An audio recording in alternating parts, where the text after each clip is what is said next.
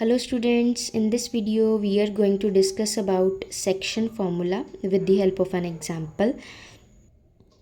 मान लीजिए हमारे पास पॉइंट है a x1y1 b x2y2 और p जो है इन दोनों के बीच में है p x, y। जो p पॉइंट है वो ए बी लाइन को डिवाइड कर रहा है इन द रेशियो m/n में। If P internally divides the line A B, internally मतलब जो P पॉइंट है वो ए बी के बीच में है, इंटरनली मतलब इनके बीच में है। अगर एक्सटर्नली होगा तो P पॉइंट जो है वो ए और बी के आउटसाइड, बाहर वाली साइड पे होगा। ठीक है, अब इसका फॉर्मूला कैसे होता है, P x, Y.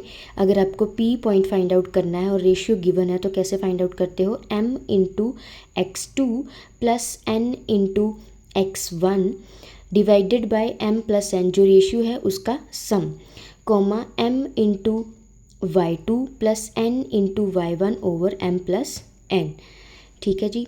If p is external, अगर p जो है वो बाहर वाली साइड पे है ए बी के, अभी मैंने आपको बताया कि एक्सटर्नली का मतलब p बाहर वाली साइड पे होता है, इंटरनली मतलब p अंदर वाली साइड पे होता है। तो इस केस में फॉर्मूला क्या बन जाएगा आपके पास, यहाँ पे सिर्फ आपको क्या चेंज करना है, प्लस की जगह पे माइनस आना है, न्यूमिनेटर और डिनोमिनेटर दोनों में प्लस की जगह माइनस आना है, बाकी वैसे ही करना है, m into x2 n into x1 over m minus n, इसमें माइनस के साइन आने हैं। ठीक है जी।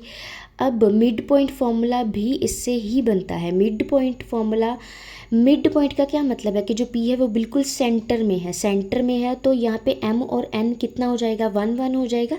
ठीक है, रेशियो जो है वो 1 1 हो जाएगी अगर P क्या होगा, मिड पॉइंट होगा।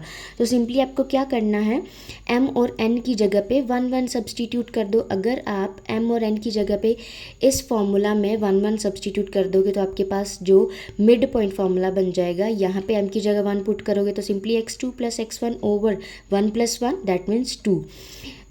एंड सिमिलरली इस केस में भी अगर आप m और n को 1 1 लेते हो, नीचे भी 1 1 लेते हो तो 1 प्लस 1 2 हो जाएगा। ठीक है जी। अब देख लेते हैं इसकी एक एक एग्जाम्पल। हाँ जी, देखिए अगर हमारे पास a पॉइंट जो है वो -3,3 है, b है 2, -7, p आपको फाइंड आउट करना है और m और n की वैल्यू कितनी दी हुई है, 2 और 3। यहाँ पे आप लिख सकते हो m आपके पास है 2 और n कितना है आपके पास 3। ठीक है, अब अगर आप इस फॉर्मूले में m n x2 x1 सबकी वैल्यू सब्सटीट्यूट करोगे तो आपके पास जो p पॉइंट है वो कितना आ जाएगा, m into x2, here x2 is 2 plus n into x1, x1 is -3 over m plus n, that means 2 plus 3 is 5। Next is m into y2 is -7 plus n is 3 into y1 is 3 divided by m plus n, वो कितना आ गया आपके पास 5। ठीक है, ये एक point है तो आप इसके आसपास ब्रैकेट डाल दोगे, ये कितना आ जाएगा 4 - 9/5, -14 प्लस 9/5। इसको सॉल्व करोगे तो क्या आ जाएगा, -5/5। Here is also -5/5 and your P point comes out to be -1, -1। अब इसी तरीके से एक मिड पॉइंट की एग्जांपल देख लेते हैं। हाँ जी, नेक्स्ट एग्जांपल देखिए, आपको पॉइंट गिवन है a 4,1, b पॉइंट है 10,5 and you have to find the mid point. अगर ये मिड पॉइंट है तो m और n की वैल्यू अभी मैंने आपको एक्सप्लेन की कि वो 1 1 होती है। ठीक है, मिड पॉइंट के केस में क्या होता है, x1 plus y1 divided by 2, x1 plus x2 divided by 2 and y1 plus y2 divided by 2।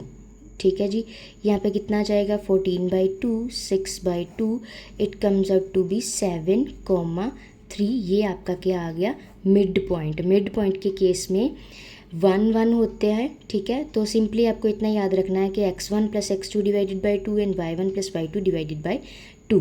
ठीक है जी, तो ये था आपका section formula and mid point formula. If you like this video please hit the like button and subscribe to my channel. इससे मुझे motivation मिलेगी ताकि मैं आगे भी ऐसी वीडियोस डालूँ। Thank you so much for watching.